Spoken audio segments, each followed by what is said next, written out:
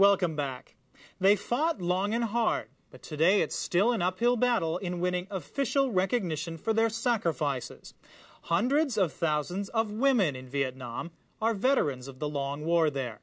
But most were volunteers who aren't automatically eligible for veterans benefits. Susan Yu met some of the women soldiers to find out if the sacrifices they made were worth it. Vietnam is home to over 1,000 sites of worship, and a quarter of them are dedicated to women deities. The country's ancient history is full of tales of women fighting off foreign invaders. There's the story of the Trung sisters, who led a rebellion against the Chinese. We have a certain respect, high respect for our wives and the women in this country. They are half of the society. They did much better job. They were also half of the support team for the Vietnamese revolutionaries who fought the French in Dien Bien Phu. In the final battle in 1954, more than 250,000 laborers hauled supplies for the Vietnamese guerrillas. Half of the volunteers were women.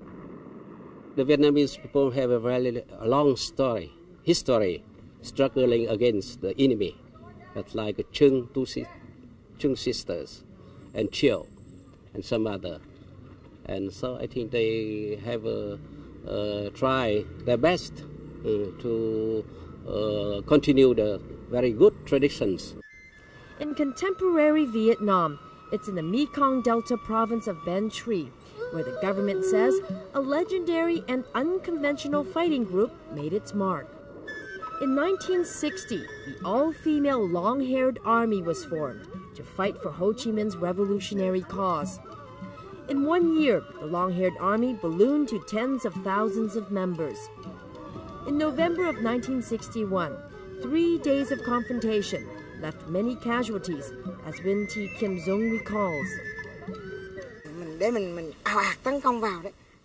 We had gone by boat and were planning to storm a South Vietnamese military post, but the enemy attacked us first.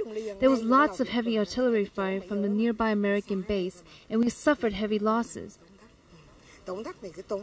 Our casualty numbered about 100 people. 50 died, all of them were women. Vietnamese historians claim at least 140,000 other women in the South carried out underground activities to help the North Vietnamese. Nguyen Van Nhu served in Hue as a North Vietnamese soldier. He remembers fondly one group of fighters. The Purple River women were a big help to the soldiers. We had a saying that when the enemy comes to the guardhouse, the women will fight in the south and in the north. They helped deliver ammunition and even fought directly against the enemy. We had a lot of confidence in the women during the war and what they did.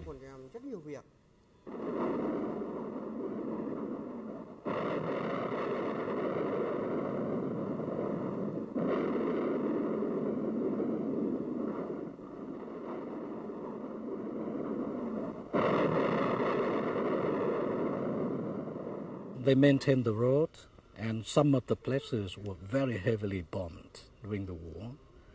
And they also carried supply to the front. One part of the Ho Chi Minh Trail was called Road 20, 20 being the average age of the girls who kept the supply route open, and the average age of those killed. We were the people who volunteered to protect the road, so many of us, especially the youths, suffered the most. And in the north, protecting vital supply routes is something the women of Thanh Hoa City know all too well. Their hometown bridge outside of Hanoi was a target for American pilots during the U.S.'s Rolling Thunder campaign in 1965. It's a humble-looking structure, but it has the utmost strategic importance. You see, all vehicular traffic running between the north and the south must travel on the country's main road. That's Highway 1, and Highway 1 crosses the Dragon Jaw Bridge.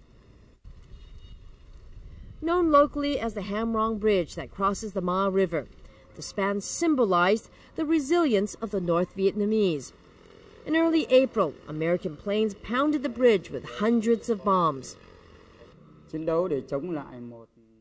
The Americans had very modern weapons, and we knew we were facing a tough enemy. But no matter how many casualties we had, we were determined to protect the bridge.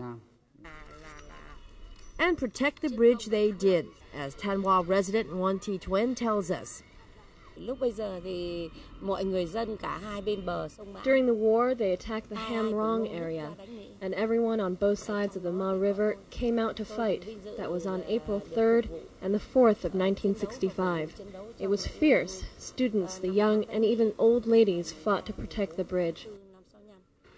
In the middle of the heated battle, Nguyen Thi Tuyen, then a 19-year-old, managed to carry 98 kilos worth of munitions in one go to an artillery post protecting the bridge. It's an amazing feat that draws skepticism and praise, considering the munitions boxes were twice her own body weight. She became the darling of Thanh Hoa province and Vietnam's ultimate heroine. Nguyen Thi Tuyen, though, is modest about all the fame, and she quickly credits other militia women who protected the bridge, like Wang Thi Rot. So many women wanted to fight against the enemy, so they were asked to fill out application forms to join the local militia. They had to be physically strong and healthy. You also had to have the determination to fight and sacrifice, so we were the first ones to join. She became a member of the 21-strong all-women platoon, organized to protect the bridge. The 53-year-old is as proud today as she was 35 years ago, when, at the age of 18, she captured an American pilot. He dropped in the middle of the river. I went and captured the pilot. He was very scared and he trembled like this because it was so cold. He had no clothes on except for his underwear, so I got the biggest shirt in our unit and put it on him. It didn't fit him and he couldn't even button it. He was just trembling.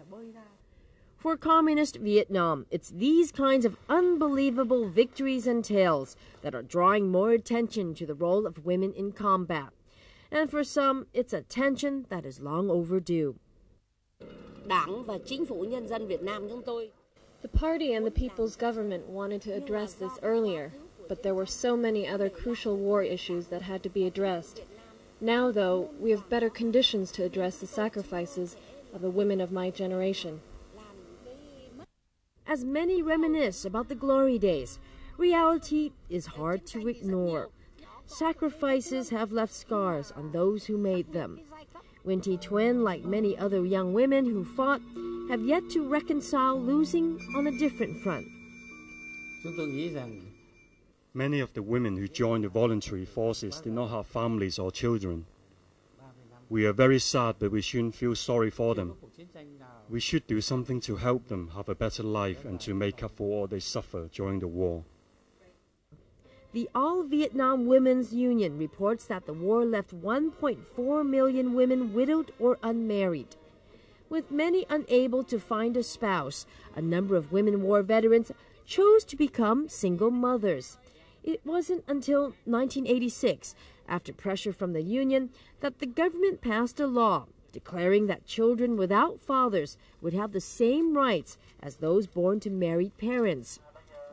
We have a policy of providing support, but because the country is still poor and the economy is still agrarian-based, we have to work harder to help people overcome hardships. Despite the benefits issue, many women war veterans say they have no regrets. Today, veterans of the long-haired army gather in one of their old battlefields, the infamous Cu Chi tunnels, to pay homage to those who sacrificed for the sake of the future.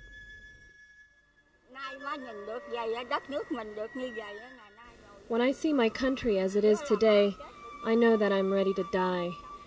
We achieved what we fought for, only I would like to live a little bit longer to see the success that our children and their children will achieve for the future.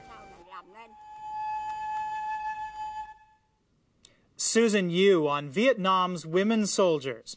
And 25 years after the end of the Vietnam War, the women veterans are now winning the fight for benefits. Women volunteers who are slightly wounded can now get 150,000 dong, or $12 US a month.